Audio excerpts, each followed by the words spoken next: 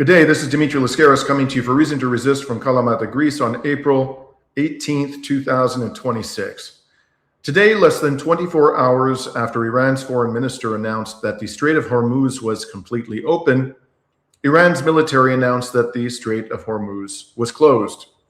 Here's the initial statement from the foreign minister of Iran issued yesterday, April 17th. His name, of course, is Abbas Araghchi, and this was posted on X a little more than 24 hours ago. He wrote, in line with the ceasefire in Lebanon, the passage for all commercial vessels through the Strait of Hormuz is declared completely open for the remaining period of the ceasefire on the coordinated route as already announced by Ports and Maritime Organization of the Islamic Republic of Iran.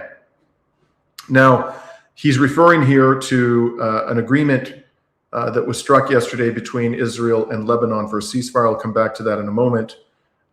This is what prompted the reopening of the Strait of Hormuz, but it was done on a qualified basis. As you can see from his statement, it was limited to commercial vessels. Surely it would exclude military vessels, intelligence gathering vessels, and probably commercial vessels from nations deemed unfriendly to the Islamic Republic. But nonetheless, it was an important step towards the reopening of the Strait of Hormuz. He also specified this had to be done on the coordinated route, passage through the strait, clearly signifying that Iran intended to continue to regulate who could pass through the strait and on what terms.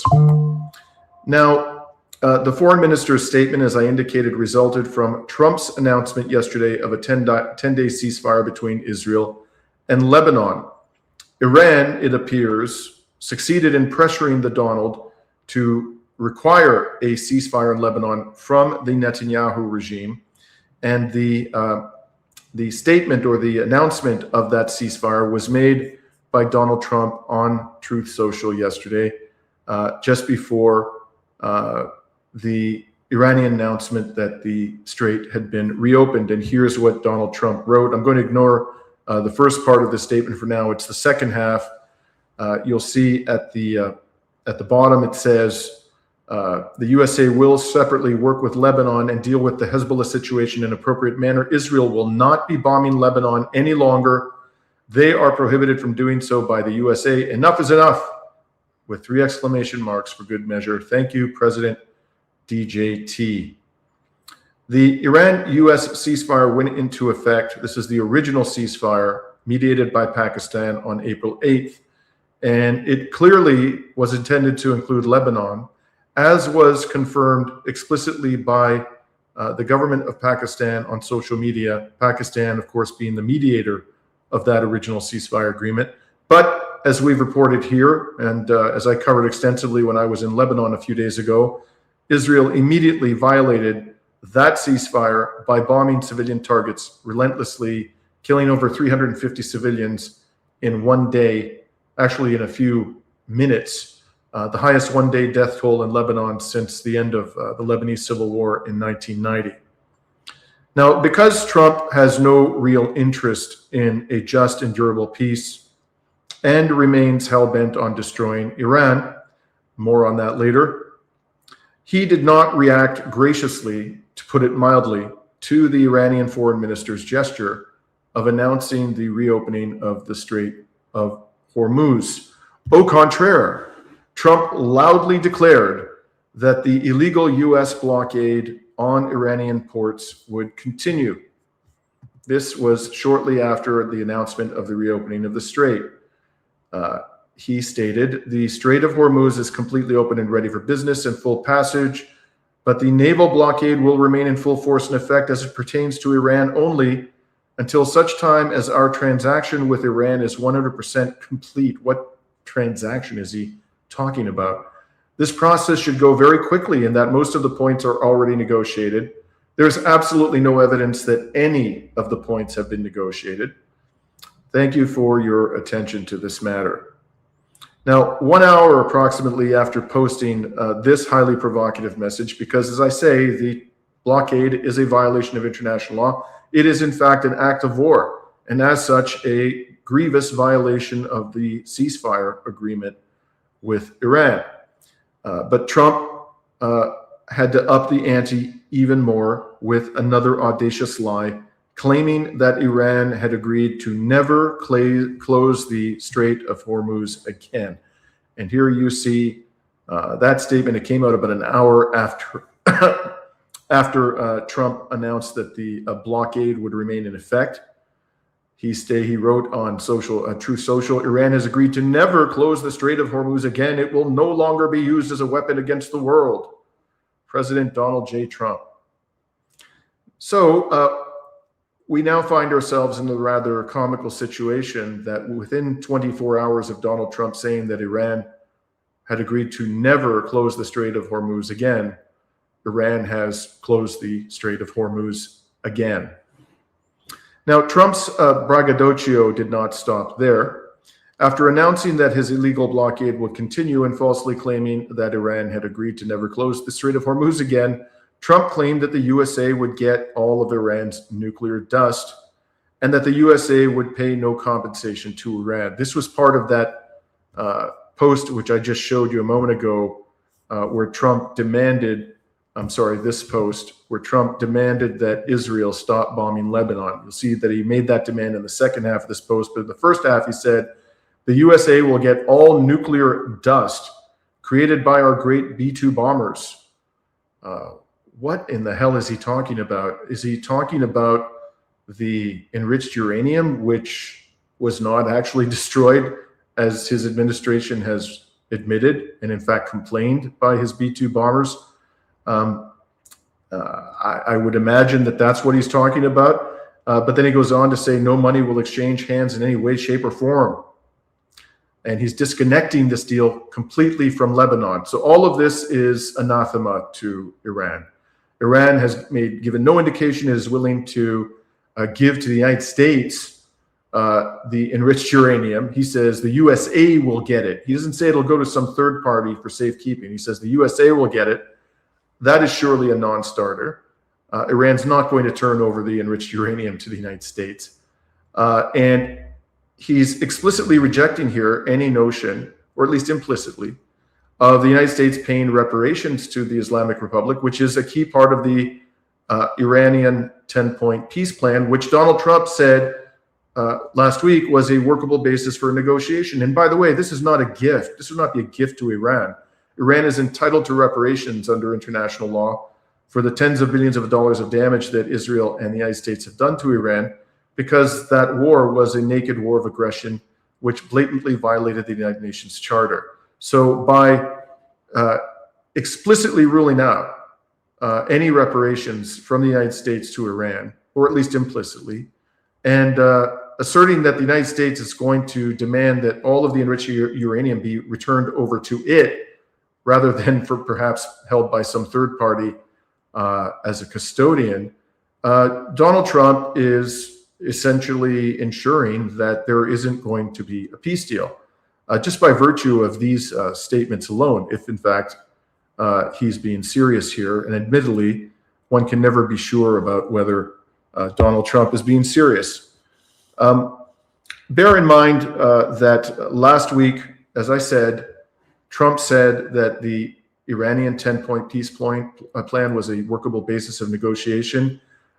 There has been no statement since then by the Trump regime, not publicly, and based on the little we've been able to glean from what happened during the 21 hours of intense negotiations between J.D. Vance and the Iranian delegation in Islamabad.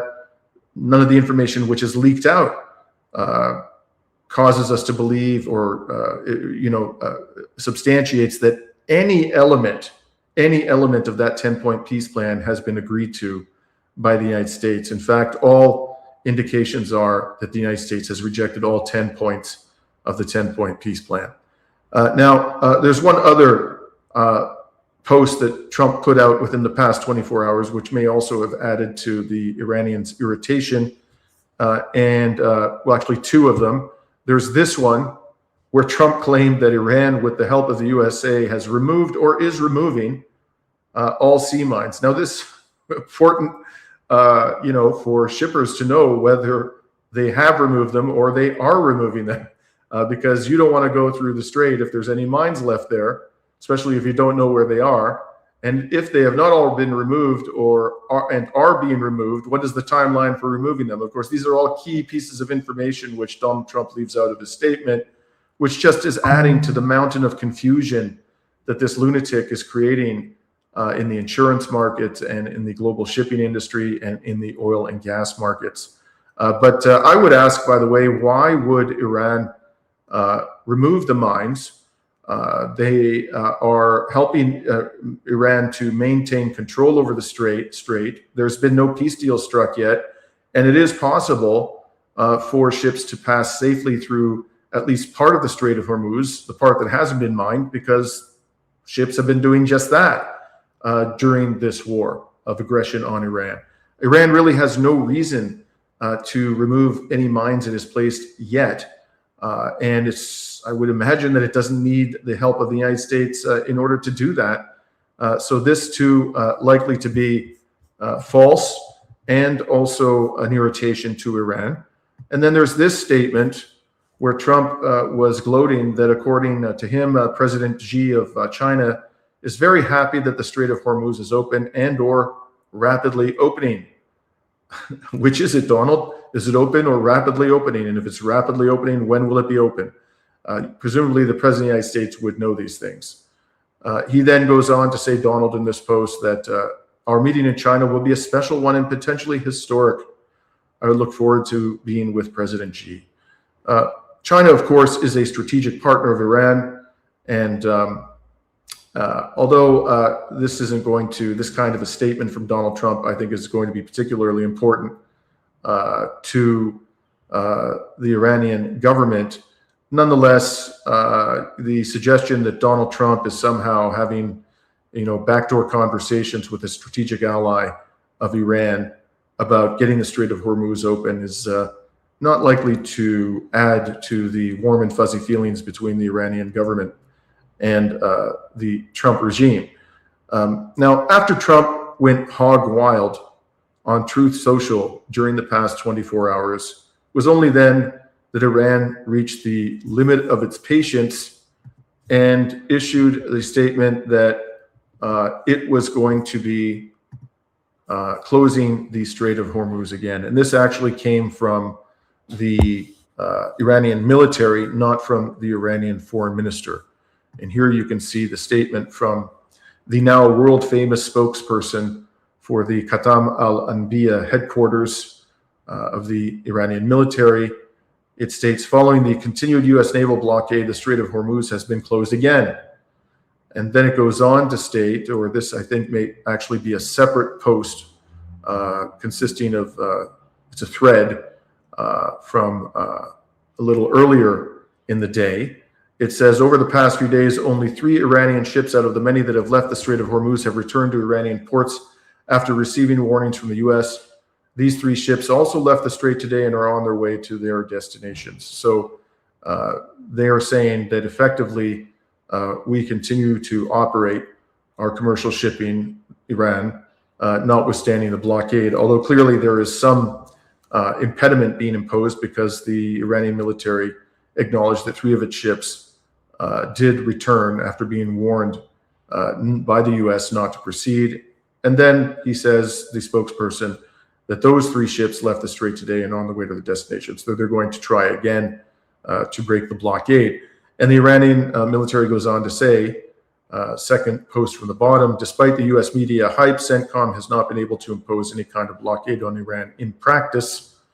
And finally, the only achievement the American regime can claim from this war is shutting down Iranian social media accounts, which is, by the way, something that X has been doing with increasing vigor as we get deeper into this war. For good measure, Iran's military mocked Trump's cascade of lies. It shared comments from Mohammad Bagher Ghalibaf, the Speaker of Iran's parliament, and he was quoted as having written on his official Twitter account, the president of the U.S. made 7 claims within 1 hour. Every single one of them is false. With such falsehoods, they did not succeed in war, and they will certainly not achieve results in negotiations either. And then he continued, the Speaker of the Parliament, if the blockade continues, the Strait of Hormuz will not remain open. Passage through the state will take place according to a designated route and only with Iran's authorization. Whether the strait remains open or closed and the regulations governing it will be determined on the ground, not on social media. And finally, media warfare and engineering of public opinion are a significant part of the conflict, but Iranian people will not be influenced by such tactics. For accurate and reliable updates on negotiations, refer to a recent interview with our spokesperson of the Ministry of Foreign Affairs. Interestingly, the foreign ministers, they're referring to the spokesperson of the foreign ministry, a recent interview. I'm not sure which interview the Speaker of Iran's parliament is referring to, but I do note that the statement by the foreign minister, Abbas Araghchi, that the Strait of Hormuz is open, and which was published about 24 hours ago, has not been taken down or corrected as yet on the foreign minister's X profile. But whatever these circumstances may be, I can assure you, my friends, that the mere statement by the Iranian military that the Strait of Hormuz is closed, and I understand that the military has gone further than this. It's actually published a recording of a conversation with what purportedly a ship's captain of a commercial vessel that was trying to go through the Strait of Hormuz, it was the ship's captain was instructed to turn around, and he agreed that he would do so. There has also been some imagery published which appears to show a map of the Strait of Hormuz, which appears to show ships that were heading into the strait turning around shortly after the announcement. So exactly what the situation on the ground is remains quite unclear, but the mere announcement that Iran's military has closed the Strait of Hormuz again, coupled with the other confusing statements out of Donald Trump, for example, not clarifying whether the mines had been removed or were in the process of being removed, this is just going to engender so much confusion that effectively there will be almost no traffic through the Strait of Hormuz for the remainder of this ceasefire, I believe there's something in the range of five or 6 days remaining in the original ceasefire. And that's just going to increase pressure on the global economy and increase pressure on Donald Trump to do one of two things: either to make the concessions that are necessary to Iran to gain the cooperation of the Iranian government and military in the reopening of the Strait of Hormuz, or resume the war and try, if he might, to achieve the opening of the Strait of Hormuz by military means. Again, I'm going to come back to that later. The situation remains that a huge proportion of the oil and gas supply of the world is being held back from global markets because of the closure of the Strait of Hormuz, and that is going to have dramatically adverse consequences for the global economy. Now, Trump's antics during the past 24 hours, in my submission to you, are radically inconsistent with a genuine desire for peace. And this is the main message of my report today. Overwhelmingly, I say, the available evidence points to a resumption of the US-Israeli war of aggression on Iran. Trump's provocations and lies on social media are not by any means the only evidence on which I rely in asserting that a resumption of the war is inevitable. Now, before I share with you that other evidence, or at least some of it, I'd like to remind you all, if you find this video to be informative, please like and share it. And if you're not already a subscriber to Reason to Resist, please become one and help us to expand the reach of our unapologetic resistance journalism. Yesterday, we passed through the threshold of 170,000 subscribers. We're very gratified to have reached that level after launching this channel in mid-2024. We greatly appreciate all the support we receive from our wonderful audience members. So let's get into the evidence that the war will be revived. And of course, I hope very much that my prediction turns out to be horribly wrong. First, there's the massive US military buildup in West Asia, something that I talked about in the last couple of episodes.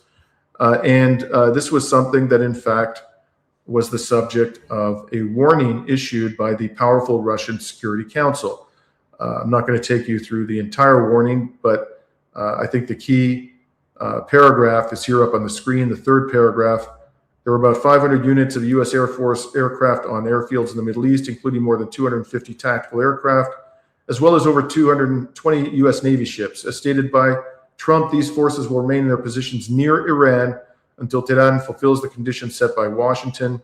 The deployment of units from the 82nd Airborne Division to the Middle East continues. Amphibious Assault Group, led by Universal Amphibious Assault Ship USS Boxer, with 2,500 Marines, and an aircraft carrier strike group led by nuclear-powered multi-purpose aircraft carrier USS George H.W. Bush, are moving into the conflict zone.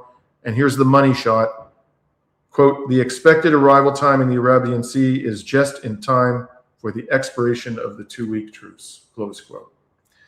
It was brought to my attention by our friend and frequent guest on A Reason to Resist, John Helmer, a keen, astute, and highly knowledgeable observer of all things Russian, that it doesn't appear that these comments were actually put out in an official statement of the Russian Security Council. John brought to my attention that he couldn't find any such statement on the Russian Security Council's website. He did find, and this is where I obtained this information, an article from TASS, the state media organization, and presumably TASS wouldn't be publishing this article if it hadn't been authorized by the Russian Security Council to do so. And what you're seeing here up on the screen is a screenshot from the TASS article.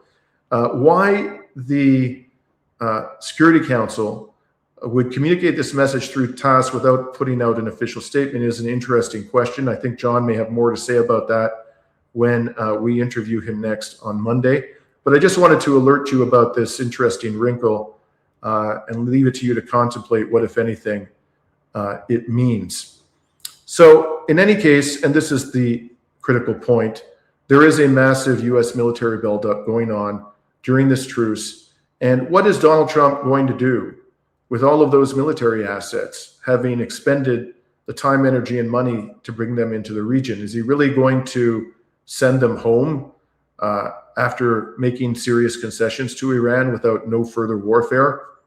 Once they are in the region and poised to be used in a resumption of the war on Iran, I think the pressure on Trump to do just that, to use the weaponry and the military personnel who have assembled there at great cost and at great effort, it will be enormous, and that is precisely what he's going to do. Now, that's not the only evidence on which I rely. There's the all too predictable fact also that Israel continues to violate the new ceasefire. This alert was issued just a few hours ago by Al Jazeera English. Israeli troops are blowing up homes in border towns that they continue to control, according to several Lebanese news outlets, despite the ceasefire. There's not just that, it's also in the early hours of the ceasefire, after it came into effect at midnight local time 2 nights ago, the Lebanese military reported that there had been numerous ceasefire violations by Israel in South Lebanon, including the artillery shelling of several Lebanese villages. So this, of course, should come as no surprise. Never has there been a ceasefire that Israel respected in the entire history of Israel. But there's more, folks. Within the past 24 hours, Netanyahu declared that despite his ceasefire, or the ceasefire, his criminal regime intends to keep up its attacks on the Lebanese resistance. Here you see an article published by Israeli media. Israel has not yet finished the job on Hezbollah, Netanyahu says, after ceasefire. Israeli Prime Minister Benjamin Netanyahu declared, this was yesterday, that operations against Hezbollah are far from over, even as a 10-day ceasefire with Lebanon takes hold under U.S. pressure. Speaking hours after the truce began on Friday, Netanyahu said Israel intends to keep pursuing the group's dismantling, warning that the process will require sustained effort rather than a quick resolution.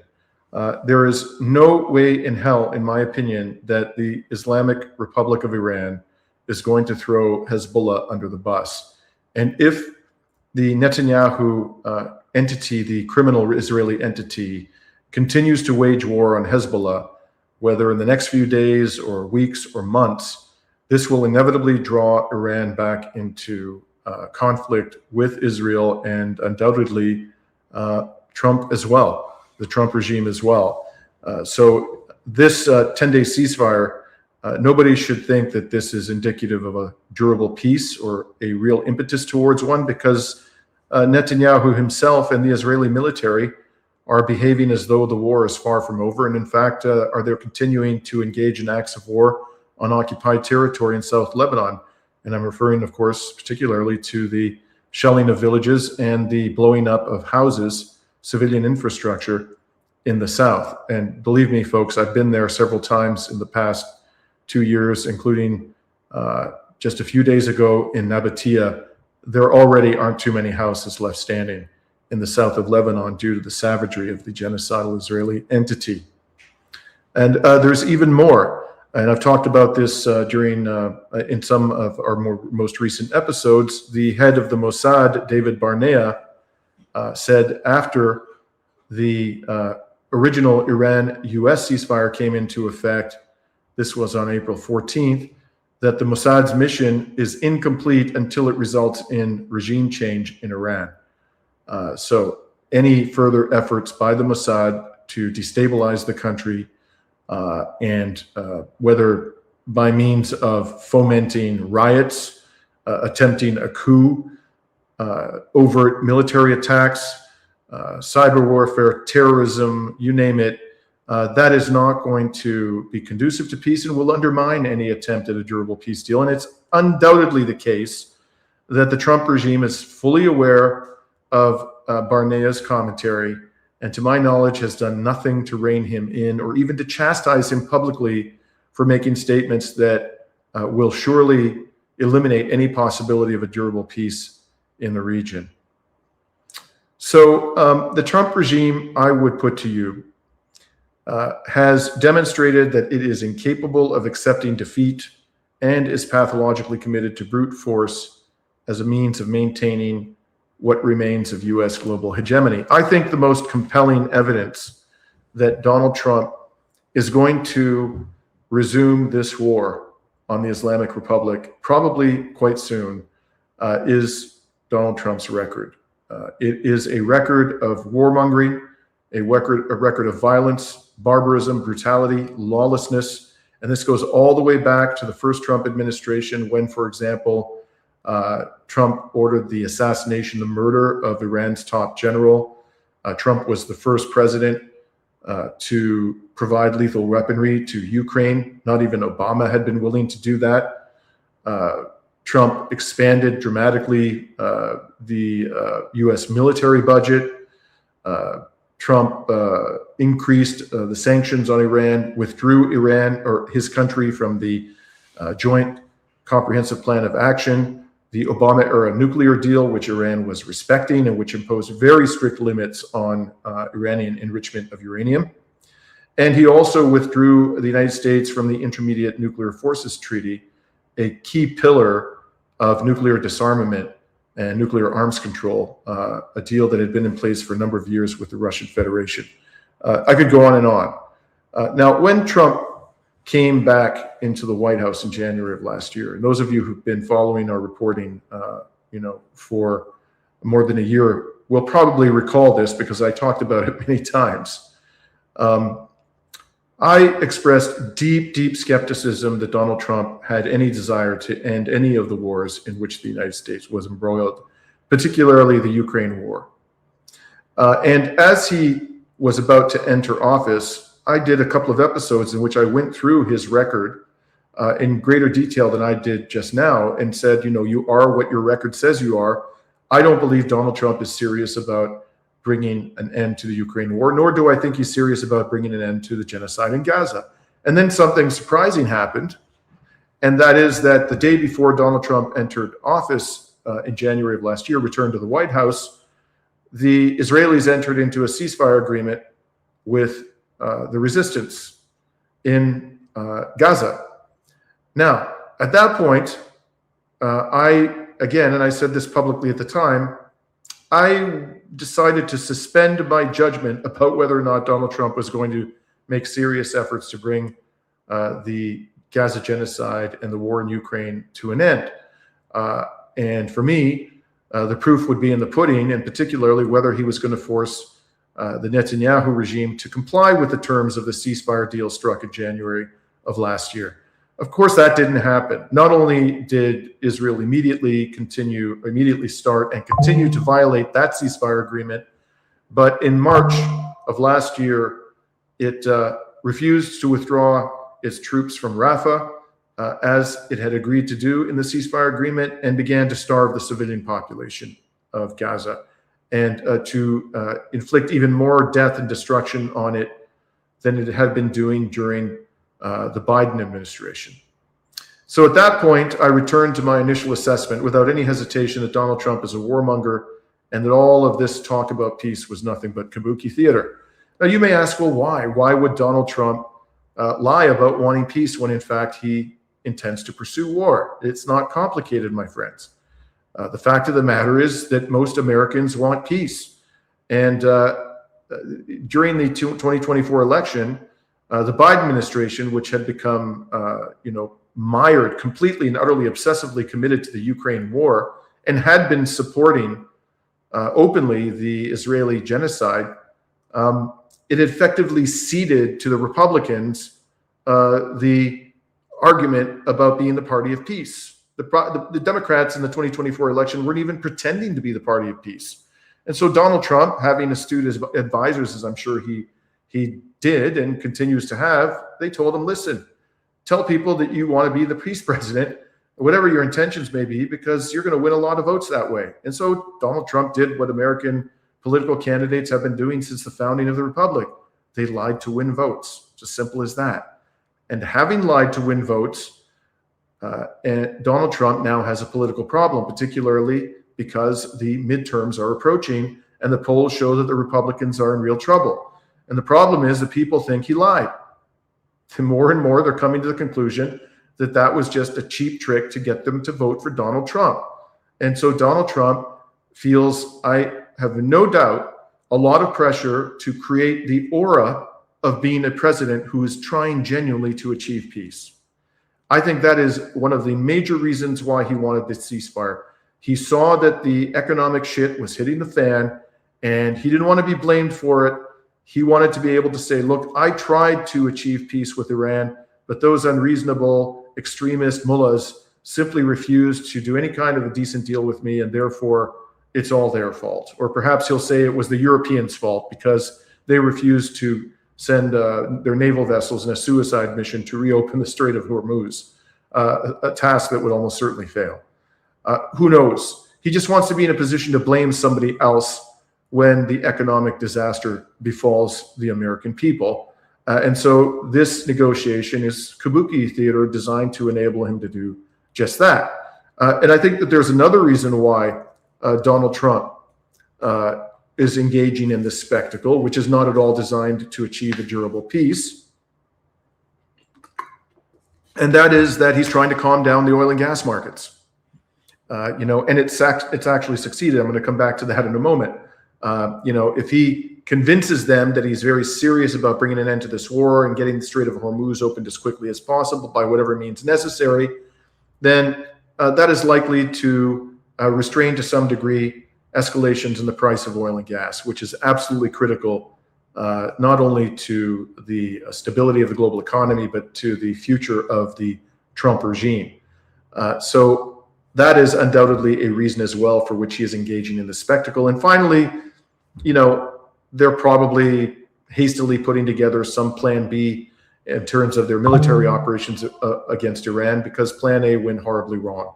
And I think culminating in that ridiculous debacle near Esfahan, where, they sent a couple of hundreds of special operations troops into the Iranian heartland with C-130 transport planes and helicopters and A-10s and F-15s, and things were getting shot down left and right, blown up left and right, all ostensibly for the purpose of saving one pilot. As many people who have a lot more military expertise than I do have commented, that was probably a cover story, and that was intended to be a major ground operation in Iran. I saw a recent report by Brian Berletic of the New Atlas where he talked about, lots of evidence that the United States over the years has trained for that kind of a mission, where they send C-130s and special ops troops into enemy territory to set up an interim airfield, which they then use to project their power. And you may want to watch that episode. I think he published it yesterday. I think it's a pretty good potential explanation for what happened in Esfahan. But in any event, by any measure, that was a complete and utter debacle. Even if they were trying to save that one pilot and did save that pilot, the cost of doing it was absolutely enormous. And there's no indication that that pilot, whatever his mission may have been, actually achieved his mission. So it was nothing but a debacle. And it's not a surprise that immediately after that, Donald Trump made the dramatic gesture of saying, I'm prepared to negotiate on the basis of Iran's 10-point peace plan, which was a clear and unambiguous lie. That is now clear. There's no evidence that Trump has accepted even one of the 10 points in the 10-point peace plan. And in fact, J.D. Vance in Islamabad was just issuing maximalist demands, just like the Trump regime has been doing from day one. All of this is just to say that the Trump regime and the military brass have probably formulated some kind of a plan B. They may have already had a plan B in mind, but they need the time to implement it, to get their troops in place. That too is very likely to be a reason why Donald Trump sought a temporary ceasefire. But at the end of the day, you are what your record says you are. This is not a man who can respect ceasefires any more than Benjamin Netanyahu. This is not a person who is prone to peace. This is a man who is hell-bent on the destruction of the Islamic Republic, and have no doubt about it, that is the goal. It isn't regime change. They want to destroy Iran because they know that any puppet they put in place could be overthrown one day, just like the Shah of Iran was overthrown. So they want to ensure, the Israelis and the Americans, that whoever is in power at any point in the future, the nation of Iran will be incapable of defending itself and maintaining its sovereignty and independence from the United States and Israel. That is the goal, and they will pursue that goal until they are forced, Trump and Netanyahu and others in the US and Israeli political elite who share this objective, they are forced by external pressure, external actors, to abandon this insane, illegal, criminal, and barbaric objective of achieving full spectrum dominance of the strategically important West Asia.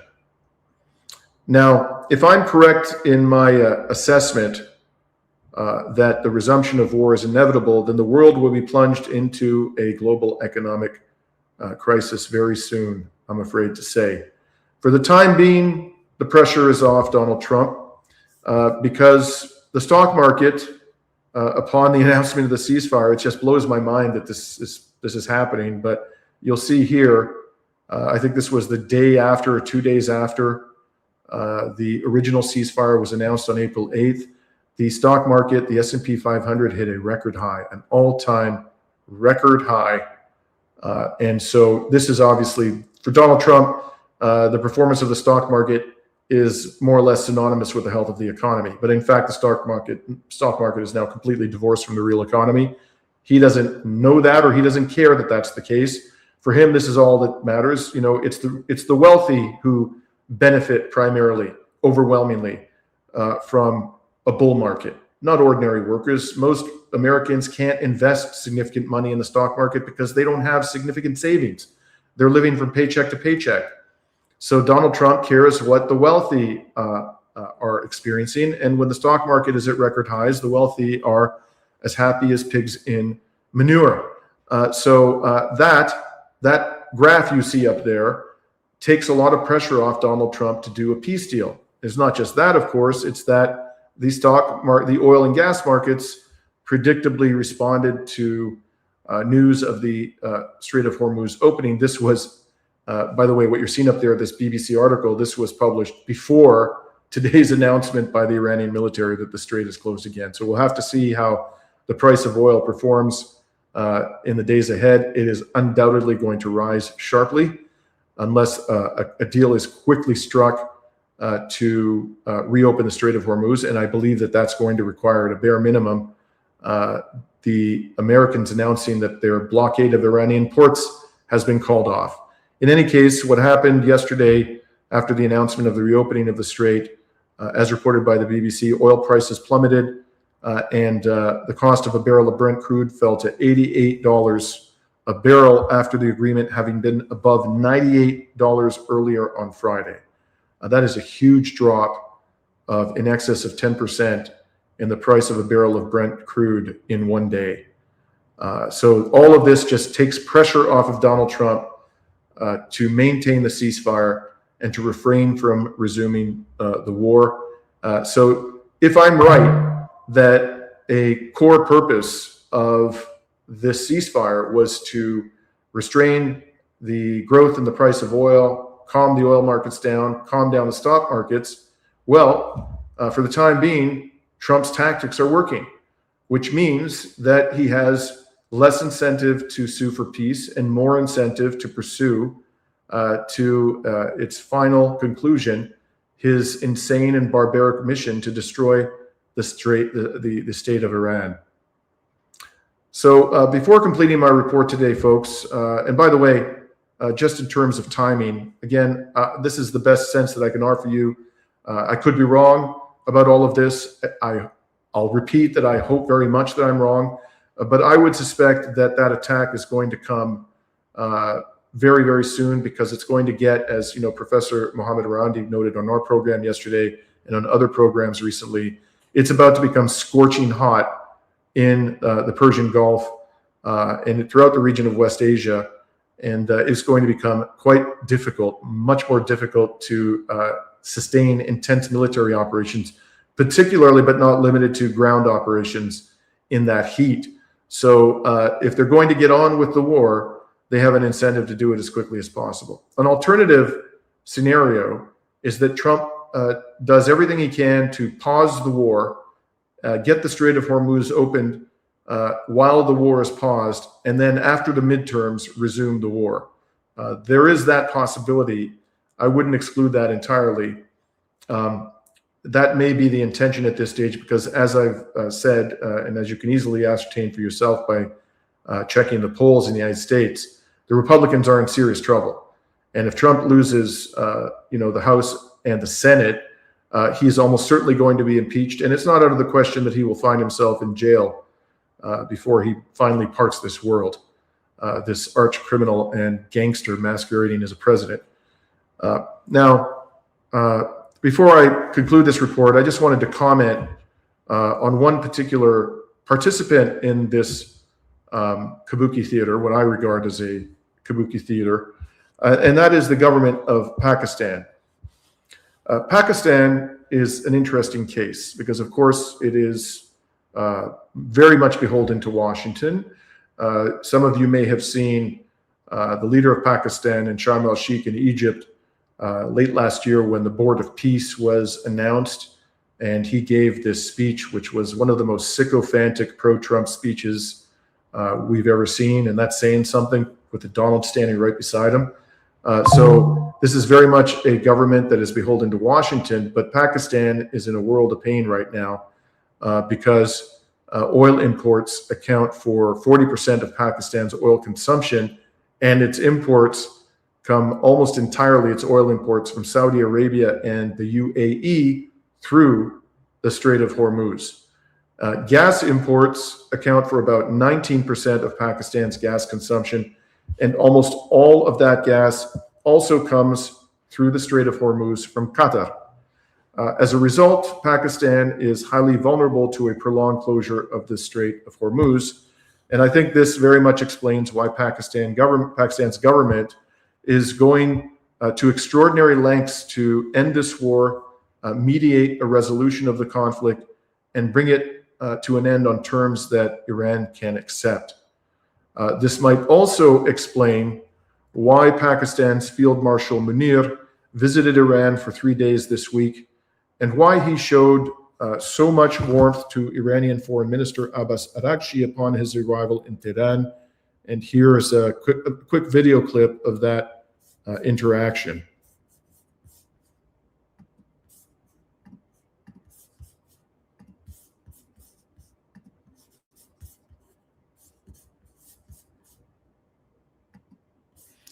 Now, I just want to pause there and point out that just before the field marshal hugged the Iranian foreign minister put out his hand as if to shake the field marshal's hand, and the field marshal said, "No, I'd rather give you a big bear hug," and proceeded to give him a hug. And watch the warmth of their interaction.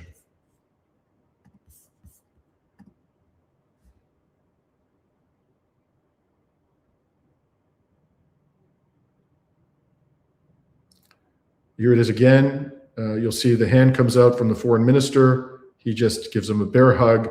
He also gave him a salute, the field marshal did, before, as he descended the stairs towards the foreign minister.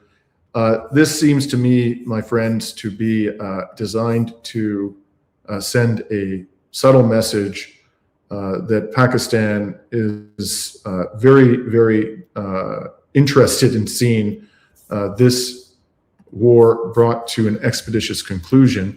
And if, in fact, it fails in that mission, I would suggest that the government of Pakistan and numerous other governments around the world are going to be confronted by a very, very difficult choice. This not only includes governments in the Muslim world and in the Arab world, it also includes governments in Southeast Asia, like South Korea and Japan, and European governments. And that choice will be, do we want to be allied with the United States, even if it means maintaining a posture of hostility towards the Islamic Republic of Iran? Or do we want to start finally doing business with Iran on the basis that it is a sovereign nation deserving of our respect and deserving of our compliance with international law? I would not at all be surprised to see that many of these governments make the latter choice. And in fact, there was a very interesting editorial, an op-ed in the New York Times, of all places, published by Professor Pape, an expert in conflict escalation from the University of Chicago, in which he said that this war is transforming Iran into a fourth center of power in the world. And that is indeed my own assessment, for what it's worth. In any case, I'm signing off today from Kalamata, Greece, for Reason to Resist on April 18th, 2026.